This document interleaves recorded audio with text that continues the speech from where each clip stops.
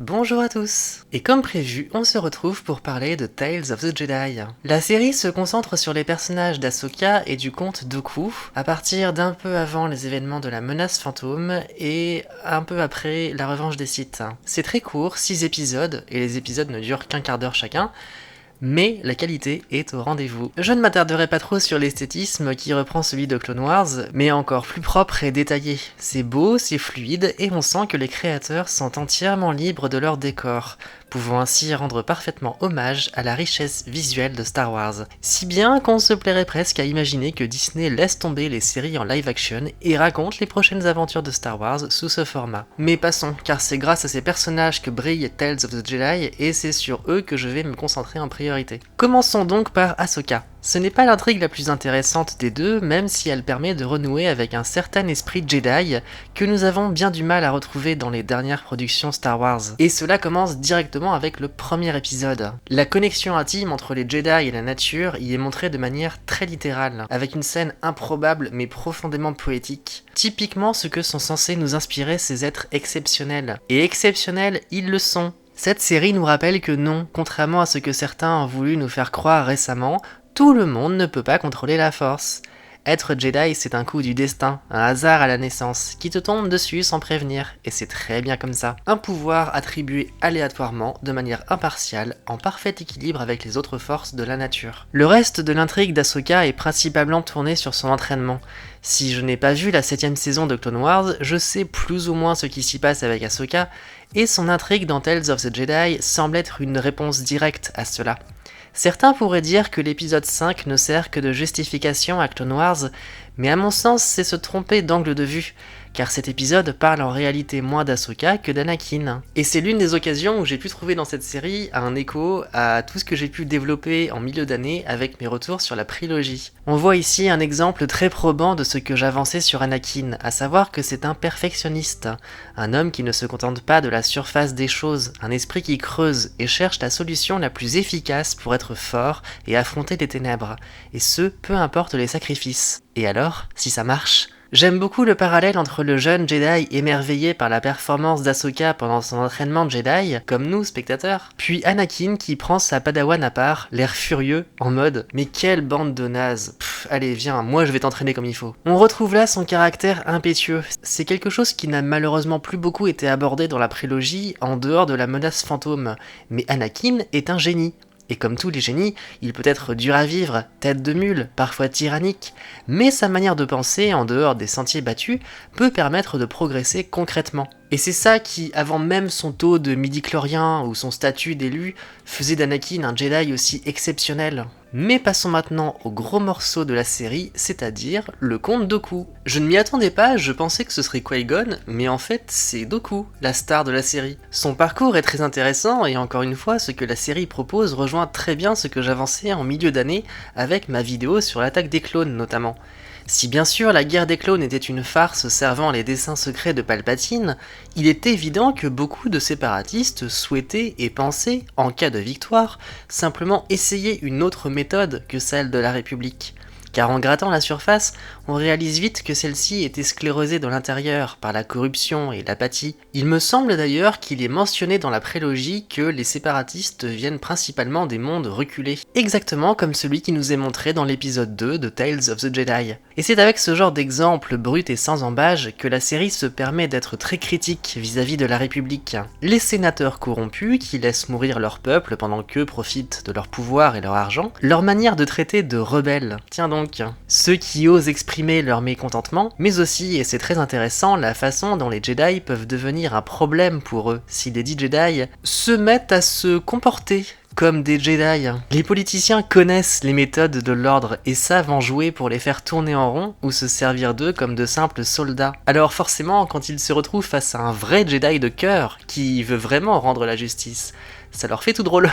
A noter, cet angle de vue permet de réaliser pleinement que bon nombre de sénateurs ont dû accueillir sans le moindre scrupule la disparition de l'ordre. Si les forces de l'ordre censées dénoncer la corruption ne sont plus là pour faire leur travail et dénoncer justement, il n'y a plus de corruption. Et c'est avec cette thématique que le conte Dooku devient passionnant. Dans ses jeunes années, il incarne très précisément ce que devrait être un Jedi. Non pas un agent de la République par la République, mais un agent du peuple pour le peuple. Il est cruel de voir Dooku finir comme un vulgaire toutou de Palpatine, car sa mentalité initiale, avant d'être endoctriné, était profondément pure et juste. Mais attention, pas d'une manière bien pensante et mièvre comme la quasi-intégralité de l'ordre Jedi. Cela est très bien montré dans la scène de l'épisode 3 où un soldat est tué par Mace Windu. Ça ne dure que quelques secondes sans besoin de dialogue, mais tout est dit. Lorsque Windu réalise ce qui vient de se produire, il baisse son arme, son visage se fige et on voit l'émotion passer dans ses yeux. En somme, il perd ses moyens. Dooku a quant à lui une réaction très différente. On voit ses yeux analyser la scène rapidement, faire le point sur la situation, le tout en restant droit, l'arme toujours levée, puis il reprend son interrogatoire, l'air de rien. Car pour lui tout est clair, très vite. Windu était menacé, il s'est défendu, qui plus est face à l'un des soldats qui ont assassiné leurs collègues, ce qui devait arriver arriva, voilà. C'est moche, mais il y a presque une forme de justice dans cette fatalité, et il est inutile de s'y attarder, d'autant que la mission n'est pas terminée. Ce schéma de pensée parfaitement pragmatique chemine dans l'esprit de Dooku en un instant, et cela lui permet de rester concentré sur sa tâche et de finir la mission, comme un vrai Jedi. Et c'est un état d'esprit que Dooku a transmis à Qui-Gon, puis Qui-Gon à Anakin. Et c'est exactement de ça dont les Jedi avaient besoin pour s'en sortir. Dooku, Qui-Gon, Anakin, c'était des joyaux que l'ordre aurait dû chérir, plutôt que de les laisser bêtement périr aux mains du mal, et je les adore, et heureusement que je n'ai pas la force, je suis beaucoup trop admirative, et j'aurais fini comme eux sûrement vu le monde de crétins dans lequel on vit. Car c'est là une thématique politique IRL très actuelle, que le thème moral fondateur de Star Wars permet de mettre en valeur et qui mérite d'être souligné. Si les groupements politiques qui se revendiquent du bien prenaient plus le temps d'écouter les voix divergentes, de les comprendre et de les inclure dans leur lutte, de manière à en traiter le problème avec les armes qui sont les leurs, c'est-à-dire généralement celles de la justice, de l'égalitarisme, de l'altruisme, etc., il deviendrait tout de suite plus facile de rendre les extrêmes obsolètes dans les intentions de vote. Dooku, comme Anakin, était un homme bon qui voulait sincèrement apporter la justice à la galaxie, mais de manière efficace et lucide. Dans un monde mieux fait, il aurait été en première ligne pour y arriver, faisant partie de la faction la plus garante de la paix de la galaxie, soi-disant.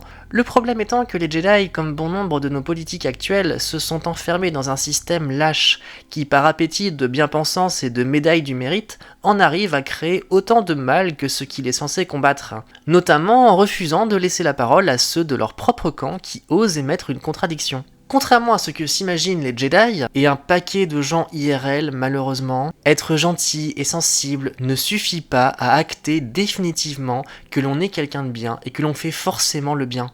Dans ces conditions, quand les arbitres du bien choisissent de porter des œillères, la voie est laissée grande ouverte aux extrêmes, comme Palpatine ici, qui eux récupèrent cette voie qu'on a voulu faire taire, qui eux écoutent, qui eux lui donnent de l'importance, beaucoup, jusqu'à rendre ivre de reconnaissance cette voix, jusqu'à la rendre distordue, rageuse, pervertie. Bref, jusqu'à la vider de sa substance initiale si pure et prompte à la justice et au bien réel. Le destin de Dooku est dramatique et son parcours est plein d'enseignements. Des enseignements qu'il serait nécessaire à mon sens de prendre très au sérieux. Bref, j'aime énormément quand Star Wars assume complètement les ambiguïtés morales que permettent son univers, en nous les exposant platement, comme ici, sans chichi, offrant aux spectateurs une voie de réflexion plus large sur leur propre existence. C'est toute la beauté de cet univers, de ses arcs politiques et moraux, et c'est ce qui fait désormais du conte Dooku l'un de mes personnages favoris, et de Tales of the Jedi une véritable pépite, à placer tout en haut dans le top des productions les plus intelligentes liées à cet univers. Voilà pour mon avis sur cette mini-série qui, d'une manière complètement différente certes, fait tout autant de bien à Star Wars que la série Andor. Et qui fait que là aussi, on se sent à nouveau bien, et confortable, et stimulé, et respecté dans l'univers de Star Wars. Et franchement, quelle belle émotion pour finir cette année que de renouer avec les Jedi. Bref, comme Andor, allez voir ça tout de suite. Que la force soit avec vous, et à bientôt. Salut!